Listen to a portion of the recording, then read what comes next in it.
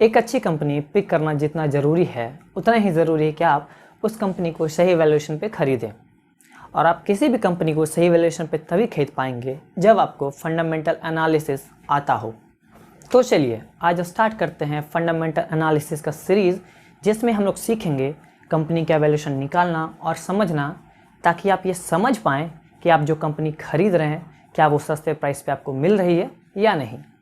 इस fundamental analysis की शुरुआत हम ईपीएस से करेंगे, that is earning per share. आखिर ईपीएस क्या होता है, इसके कैलकुलेशंस और इसके यूजेस कहाँ करते हैं, और वो सब कुछ रिलेटेड टू ईपीएस इस वीडियो में कवर करेंगे। तो नमस्कार दोस्तों, मैं हूँ Aarav and you are watching Induja capital.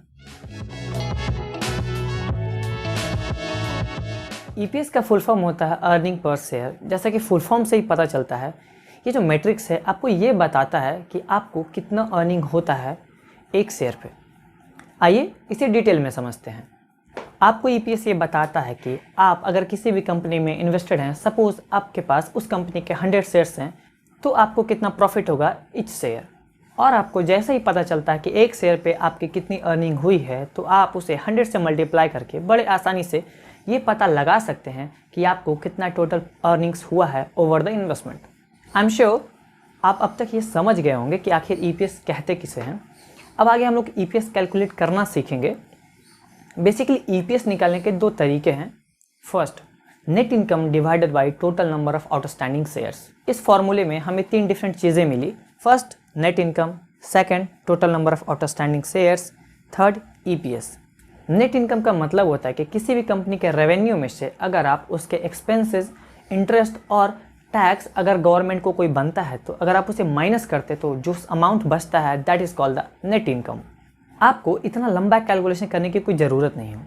आप किसी भी कंपनी के नेट इनकम बड़े आसानी से पता कर सकते हैं। बस आपको उस कंपनी का एनुअल रिपोर्ट डाउनलोड कर लेना है, और उस एनुअल रिपोर्ट को अगर आप ध्यान से देखेंगे उसके फाइनेंशियल में, तो आपको नेट इनकम का सेक्शन दिखेगा जिससे आप कंसिडर कर सकते हैं। और दूसरा total number of outstanding shares. Total number of outstanding shares का मतलब होता है कि जब कंपनी किसी भी इन्वेस्टर्स को या एग्जीक्यूटिव्स का जो भी इक्विटी इशू करती है, हम उसे total number of outstanding shares कहते हैं। आप total number of outstanding shares easily पता कर सकते हैं। उसी एनुअल रिपोर्ट में शेयर होल्डिंग पैटर्न्स में जाके आप देखेंगे तो वहाँ लिखा रहेगा। इन केस अगर आप वहाँ नहीं ढूंढ पाए तो आप एक और तरीका है जिससे आप पता कर सकते हैं by searching ticker tape, money control और स्क्रीनर.in।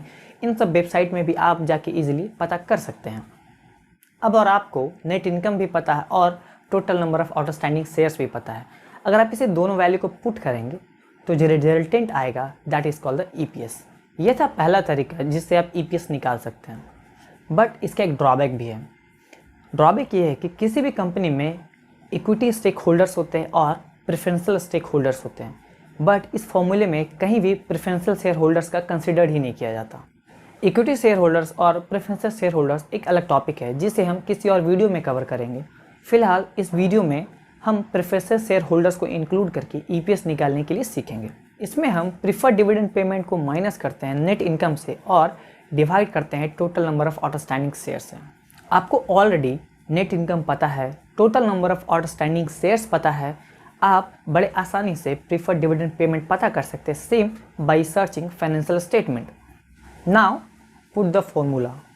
अब आपके पास तीनों चीज़ पता है। अब आप इसे फॉर्मूले में फिट करेंगे तो आपको जो रिजल्टेंट आएगा दैट इज़ द ईपीएस, और वो ना एक्यूरेट डेटा बताएगा आपको as compared to the earlier EPS.